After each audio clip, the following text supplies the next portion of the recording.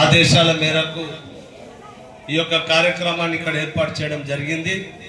కోరుట్ల పట్టణంలోని ముఖ్య కూడల్లో ఈ యొక్క కార్యక్రమాలను నిర్వహిస్తున్నాం.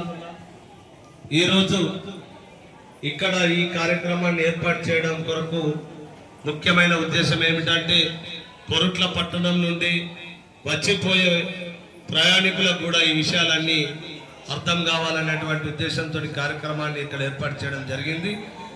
కోరుట్ల పట్టణంలో 100 రోజుల ప్రణాళికను స్పెషల్ డ్రైవ్గా కార్యక్రమాన్ని తీసుకోవడం జరిగింది. పారిశుద్ధ్యం పైన, పరిసరాల పరిశుభ్రత పైన కార్యక్రమాన్ని ఏర్పాటు చేయడం జరిగింది. మరి అందరం కూడా ముఖ్యమైన విషయం ఏమిటంటే వచ్చేటువంటి వర్షాకాలంలో సీజనల్ వ్యాధులు అనేటివి వ్యాపిస్తాయి. సీజనల్ వ్యాధులు అనగా మనకు డెంగ్యూ, మలేరియా, టైఫాయిడ్ లాంటి జ్వరాలతో పాటుగా వాంతులు, విరోచనాలు అనేటి వర్షాకాలంలో ఎక్కువగా ప్రబలుతాయి. కనుక ప్రజలందరూ కూడా మీ పరిసరాలను ఎప్పటికప్పుడు పరిశుభ్రంగా ఉంచుకున్నట్లయితే అందరం కూడా ఆరోగ్యంగా ఉంటామని మీకు తెలియజేస్తూ పరిసరాలను పరిశుభ్రంగా ఉంచుకోవాలనేటువంటి అవగాహన కార్యక్రమాన్ని ఇక్కడ ఏర్పాటు చేయడం జరిగింది. కోరుట్ల పట్టణంలో మున్సిపల్ కమిషనర్ గారు ఎప్పటికప్పుడు ప్రతి వార్డు, ప్రతి ఏరియాను కూడా వారు స్పెషల్ డ్రైవ్గా కార్యక్రమాలను తీసుకొని రోజువారీ కార్యక్రమాలను మున్సిపల్ పారిశుద్ధ్య కార్మికులతోటి ఈ వర్షాకాలంలో ఎలాంటి వ్యాధులు రాకుండా ఉండడం కొరకు ప్రత్యేక శానిటేషన్ చేస్తూ ప్రజలను అప్రమత్తం చేస్తున్నారు. ముఖ్యంగా ప్రజలారా మీరు అందరూ గమనించాల్సినటువంటి విషయం ఏమిటంటే వర్షాకాలంలో దోమలు, ఈగలు అనేటివి ఎక్కువగా ఉంటాయి. ఈగల వల్ల మనకు వాంతులు, విరోచనాలు అవుతాయి.